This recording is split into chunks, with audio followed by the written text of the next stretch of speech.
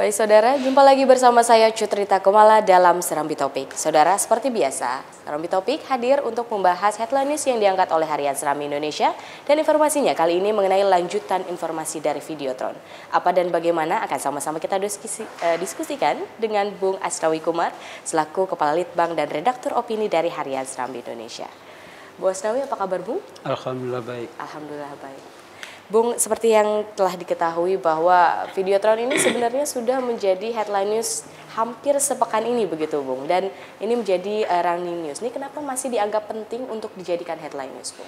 Iya penting karena memang ini merupakan termasuk proyek besar yang menelan dana juga besar sampai 8 miliar lebih ya. Kalau hari ini kita angkat itu merupakan reaksi dari para mahasiswa yang kemarin melakukan aksi demo di depan Dinas Pendidikan Aceh, yaitu SKPA yang selama ini dianggap paling bertanggung jawab dalam soal pengadaan Videotron ini. Karena itu hari ini kita juga ada mengutip komentar atau keterangan dari pihak Ombudsman yang mempertanyakan justru apa yang mau di Videotronkan. Persoalannya adalah karena kita tahu secara umum itu mutu pendidikan Aceh jauh berada di bawah dibandingkan dengan provinsi-provinsi lain. Tingkat kompetensi guru juga seperti itu masih jauh sekali. Karena itu berbagai pihak termasuk kemarin para rektor IAIN, Rektor Unsiah juga mengimbau supaya alangkah baiknya bila dana yang besar itu dianggarkan untuk meningkatkan kompetensi guru. Baik Bung, dan juga seperti yang sudah dikatakan adanya demo mahasiswa begitu kemarin di depan dari kantor Dinas Pendidikan Aceh begitu. Nah, sebenarnya dari tuntutan mahasiswa sendiri apa sebenarnya yang diinginkan oleh mahasiswa? Iya, kalau kita lihat secara garis besar ada dua tuntutan ya. Yang pertama membatalkan rencana pengadaan Videotron. Yang kedua memberhentikan Kepala Dinas Pendidikan Aceh yaitu Hasanuddin Darjo. Itu aja sebetulnya sampai kemarin tuntutannya. Dalam tuntutan mereka juga kita melihat bahwa mahasiswa pun sebetulnya tahu bahwa dana yang besar itu alangkah lebih baik kalau dialokasikan ke bidang-bidang yang justru sangat dibutuhkan sekarang ini. Seperti misalnya di Aceh Besar, kita tahu banyak anak fakir miskin yang sangat membutuhkan biaya. Alangkah lebih baiknya bila dana yang besar itu justru diperuntukkan bagi mereka. Baik, dilihat dari kualitas pendidikan dari Aceh juga begitu Bung ya.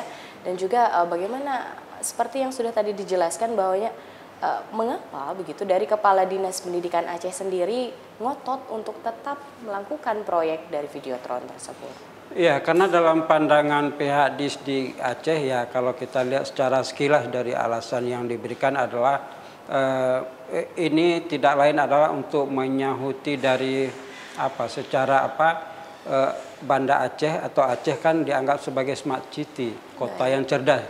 Justru dalam pandangan pihak Disdik Aceh dengan adanya Videotron ini itu akan menggambarkan bahwa Aceh ini menjadi smart city dengan mengambil contoh misalnya Jogja. Padahal secara umum berbagai pihak menyatakan bahwa untuk Aceh belum sepenting itu ya, karena memang masih ada dana itu perlu dialokasikan ke tempat lain yang lebih prioritas, yang lebih penting. Baik.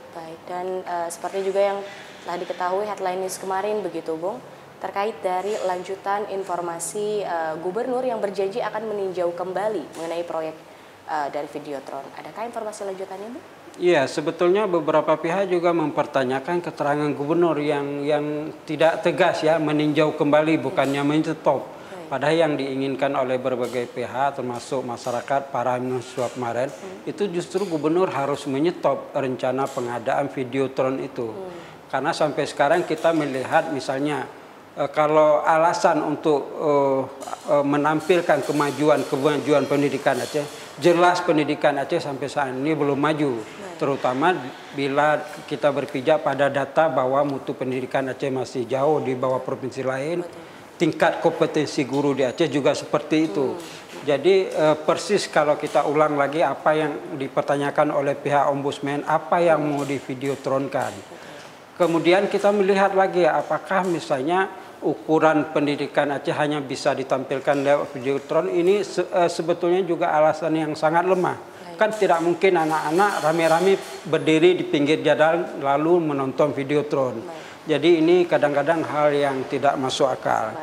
Karena itu alangkah lebih baik kalau sekarang dana itu dialihkan ke tempat-tempat lain yang lebih prioritas, yang lebih penting sebagaimana diimbau oleh berbagai pihak itu. Baik. Seperti yang sudah diketahui juga dari proyek videotron ini juga adanya pro dan kontra begitu ya Bung ya. Dan juga seperti yang dilihat oleh mahasiswa dan beberapa kalangan-kalangan lain yang dianggap kurang tepat begitu Bung.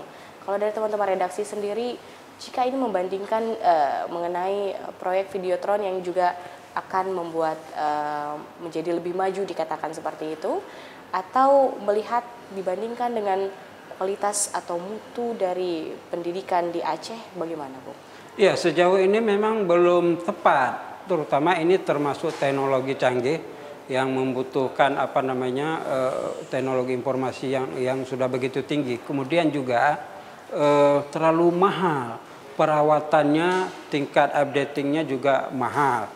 Karena itu, ya kita mestinya pihak Disdik itu mendengar keluhan, imbauan dari para tokoh-tokoh masyarakat, tokoh-tokoh pendidik, seperti rektor kemarin mendengar itu.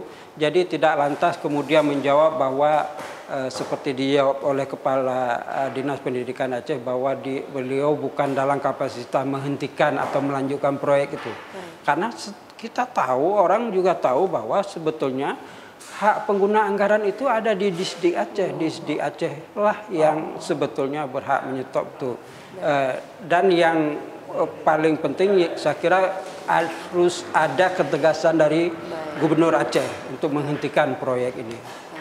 Bung Asnawi, terima kasih atas informasinya. Masih kita tunggu untuk kelanjutan informasinya. Baik saudara, demikianlah Serambi Topik pada hari ini. Kembali ke studio.